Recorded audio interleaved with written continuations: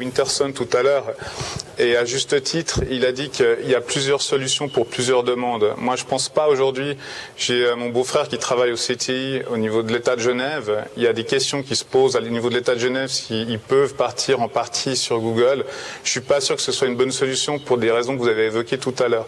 Et quand on parle de gouvernement, ce genre de choses, je pense pas que Google puisse vraiment répondre aujourd'hui, à part aux États-Unis peut-être parce qu'ils sont habitués par le droit américain, mais je pense pas qu'ils puissent on puisse justifier aujourd'hui, par exemple, que l'État de Genève ou même l'éducation à Genève parte sur Google. Je pense effectivement que c'est pas une bonne solution. En tant qu'hébergeur Internet, notre métier à la base, c'est d'offrir ce qui se fait de mieux sur le web.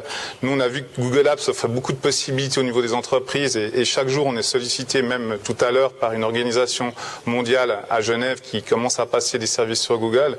Je pense pas que ça réponde à tous les besoins et je pense pas que Google a réponse à tout. Loin de là. D'ailleurs, aujourd'hui, on parle de Google Apps. C'est une petite partie du cloud computing. Kinix l'a très bien présenté tout à l'heure. Il y a beaucoup d'autres choses dans le cloud computing. Là, c'était juste un zoom sur Google Apps. Maintenant, pour la deuxième question, si vous pouvez juste me la rafraîchir. Oui. Alors, moi, la sécurité, j'ai effectivement beaucoup pensé avant de présenter cette présentation. Donc, ce qui se passe, c'est qu'au niveau de la sécurité, c'est clair que c'est la question numéro 1 ici en Suisse, en tout cas à Genève, mais des gens avec qui j'ai parlé de la présentation, avec qui je parle dans les entreprises, c'est la sécurité. Je pense que j'ai été ingénieur commercial dans les grosses sociétés à Genève, dans Cambridge, dans Cross Systems. J'ai eu affaire à des projets qui arrivaient à plusieurs millions de francs suisses. Je pense que je suis pas forcément la bonne personne pour répondre. Je pense qu'on voit des CIO chez Essilor, chez KLM, qui décident de bouger 11 000 comptes sur Google. Je pense qu'ils ont reçu, ces personnes-là ont reçu suffisamment de garanties, un uptime suffisamment élevé, une perspective de données, comme l'a dit M. Winterson, qu'en cas où le jour on n'a plus envie d'être avec Google, un système pour partir de chez Google, à savoir que tous les documents qui sont faits, spreadsheet ou documents, sont en format standard, il n'y a pas de format propriétaire.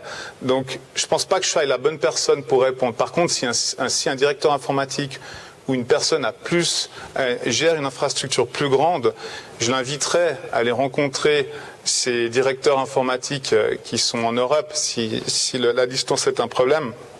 Et c'est à eux qu'il faut poser la question. Parce que je ne pense pas qu'ils prennent plus de risques qu'une entreprise suisse. Je ne parle pas des banques, les banques je les mets un petit peu à part, mais je ne pense pas qu'ils prennent plus de risques qu'une entreprise suisse en disant allez Google c'est fun, on va tenter l'expérience juste pour voir. Je pense qu'au moment où le CIO décide de passer, c'est qu'il a reçu effectivement assez de garanties, assez de sécurité au niveau de l'uptime et d'autres parties. Je ne sais pas si ça répond à votre question. Alors, moi j'ai une autre question. Donc votre société, vous avez présenté normalement Google, mais pas votre société. Et vous avez dit tout à l'heure que vous avez reçu un appel d'un client pour 80 licences. Moi, ce que j'aimerais comprendre, c'est si on compare à toutes les entreprises, tous les intégrateurs qui gagnent de l'argent en intégrant les solutions Microsoft, vous, je veux dire, vous parlez de $50 par utilisateur, donc 80 utilisateurs, ça veut dire $4 000. Combien est-ce que vous touchez? Est-ce qu'une société peut tourner en revendant des Google Apps? Effectivement, donc il y a plusieurs, maintenant en fait il y a plusieurs centaines, plusieurs milliers en Europe et dans le monde ça se compte en centaines de milliers d'intégrateurs.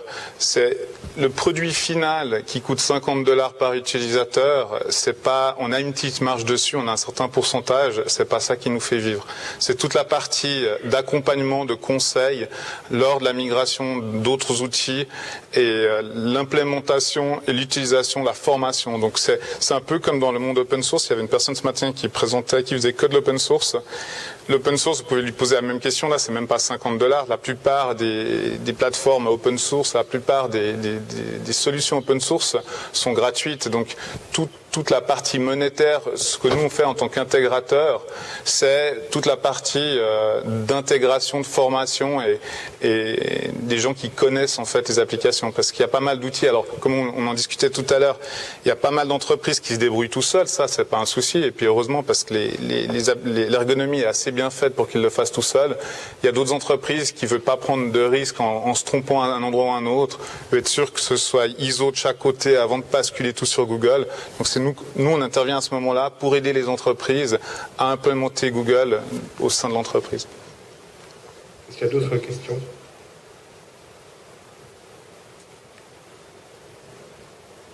Très bien. Merci beaucoup. Merci.